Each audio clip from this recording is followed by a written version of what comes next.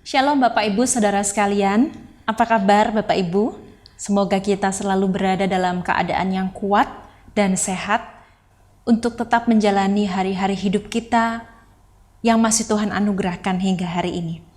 Bapak Ibu dan Saudara terkasih, firman Tuhan hari ini yang menyapa dan menguatkan kita terambil dari surat Ibrani pasal yang ke-12 ayat 1 sampai dengan ayat yang ketiga. Saya akan membacakan bagi Bapak Ibu sekalian. Karena kita mempunyai banyak saksi, bagaikan awan yang mengelilingi kita, marilah kita menanggalkan semua beban dan dosa yang begitu merintangi kita, dan berlomba dengan tekun dalam perlombaan yang diwajibkan bagi kita. Marilah kita melakukannya dengan mata yang tertuju kepada Yesus, yang memimpin kita dalam iman, dan yang membawa iman kita itu kepada kesempurnaan. Yang dengan mengabaikan kehinaan tekun memikul salib ganti sukacita yang disediakan bagi Dia, yang sekarang duduk di sebelah kanan tahta Allah.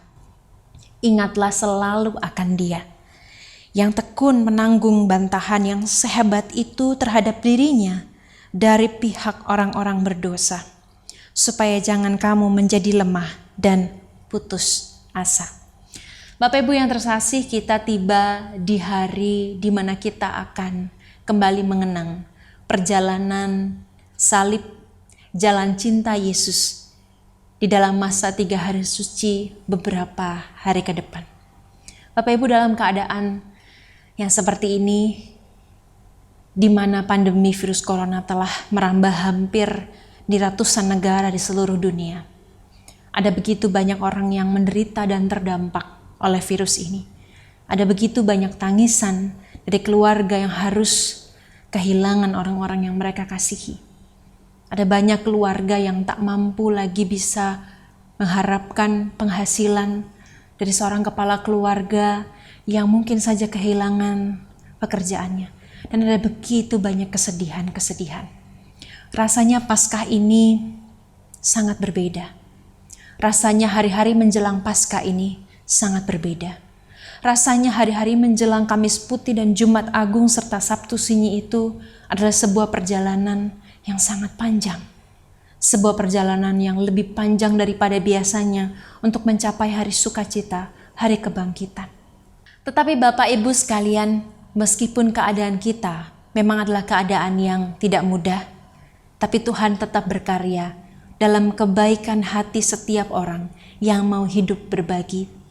Dan kebaikan itu saya temukan di sekitar hidup kita, di sekitar hidup saya. Dan kebaikan ini dilakukan oleh seorang driver ojek online yang pada waktu itu menerima sebungkus nasi dari seorang ibu. Ketika ibu ini memberikan sebungkus nasi kepada Pak Driver, jawaban dari Pak Driver ini begitu mengharukan. Ia mengatakan, "Bu, terima kasih untuk makan siang saya hari ini. Tapi saya sudah makan siang. Biarkan jatah makan siang ini saya berikan kepada Bapak Becak yang saya tahu belum makan siang. Silakan Ibu berikan kepada Bapak Becak yang ada di depan saya." Bapak Ibu mendengar cerita ini, hati saya begitu terharu. Karena kebaikan-kebaikan yang sederhana ini menimbulkan pengharapan, menimbulkan kekuatan, menimbulkan semangat, bahwa dalam keadaan yang paling gelap sekalipun, Tuhan masih berkarya lewat kebaikan hati sesama manusia yang mengasihi sesama manusianya yang lain. Pengharapan menjadi roh yang sangat kuat, yang menggerakkan daya juang kita untuk tetap bertahan, untuk tetap yakin bahwa di masa yang tak pernah kita tahu kapan itu akan tiba, masa ini pasti bisa kita lalui. Dan pengharapan di dalam Tuhan tidak pernah mengecewakan. Nats kita yang berbunyi demikian, saya akan membacakan dalam versi Bahasa Indonesia masa kini, surat Ibrani pasal yang ke-12 ayat yang ketiga. Coba pikirkan bagaimana sengsaranya Yesus menghadapi orang-orang berdosa yang melawannya dengan begitu sengit. Sebab itu, janganlah berkecil hati dan putus asa. Penggalan ayat ini kembali mengingatkan kepada kita bahwa pengharapan kita adalah pengharapan yang begitu kuat, tentang bagaimana kita mengenang kembali karya Yesus disalibkan. Karya Yesus yang begitu luar biasa yang telah menebus Anda dan saya. Ketika kita mengingat khususnya dalam hari-hari ini perjalanan salib yang sudah Yesus tempuh, dengan perlawanan yang sengit dari orang-orang yang membenci Yesus, dengan pukulan, dengan cambukan, dengan hinaan yang sudah Yesus terima. Dan sesungguhnya itulah yang menjadi kekuatan kita untuk tidak berputus asa dan tetap akan selalu menemukan alasan untuk hidup. Dan ketika kita mengingat karyanya yang besar, kegelapan yang paling gelap sekalipun, penderitaan yang paling berat sekalipun, akan mampu kita hadapi bersama dengan Tuhan. Cerita-cerita yang menggugah hati adalah karya Tuhan di dunia ini. Kisah-kisah yang inspiratif yang kembali kita temukan dalam kehidupan sehari-hari adalah contoh dari pengharapan yang nyata yang sedang Tuhan berikan kepada dunia ini. Setiap orang tidak lagi memandang perbedaan, tetapi saling membuka tangan untuk saling menolong dan menopang. Bapak Ibu, dalam menghadapi keadaan yang tidak mudah dan ketidakpastian kapan semua ini akan berakhir, saat saya mempersiapkan renungan ini, saya ditemani oleh sebuah pujian yang kembali mengingatkan kepada saya, dan saya harap kita juga akan bersama-sama menghayatinya, bahwa dalam pujian ini dikatakan bahwa dalam pengharapan pada Tuhan, kita tidak akan pernah menyerah.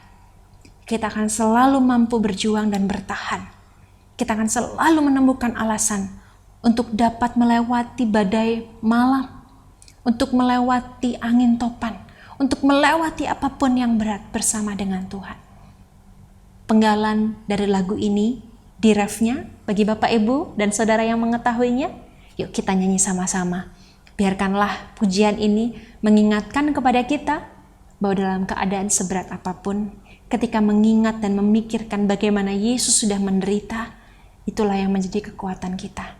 Itulah juga yang menjadi alasan bagi kita untuk tetap membuka hati dan tangan kita, menolong sesama kita, menjadi orang-orang yang memberikan kasih Kristus kepada dunia yang sedang sakit ini. Mungkin memang obat atau vaksin dari virus corona belum ditemukan, tapi salah satu dari obat yang menyembuhkan dunia adalah kebaikan hati, kebaikan dan ketulusan yang setiap hari sesungguhnya kita temukan. Mari kita tidak akan pernah menyerah pada apapun juga.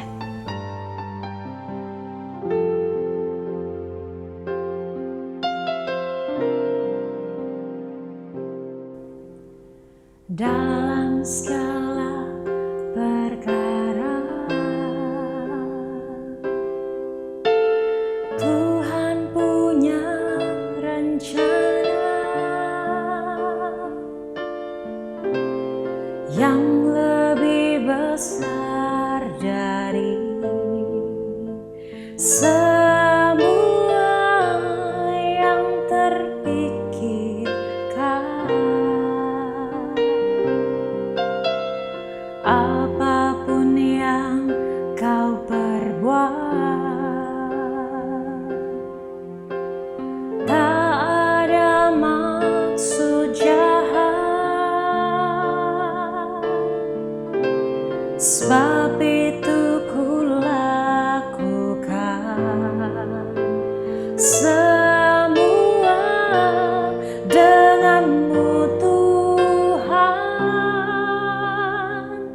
Ku tak akan menyerah pada apapun juga, sebelum ku coba semua yang ku bisa, tetapi ku berserah kepada kehendak-Mu. Hatiku percaya Tuhan punya rencana. Jangan pernah menyerah pada apapun juga, karena Yesus sudah memberi teladan bahwa Ia mampu bertahan dan mengorbankan nyawanya bagi kita semua.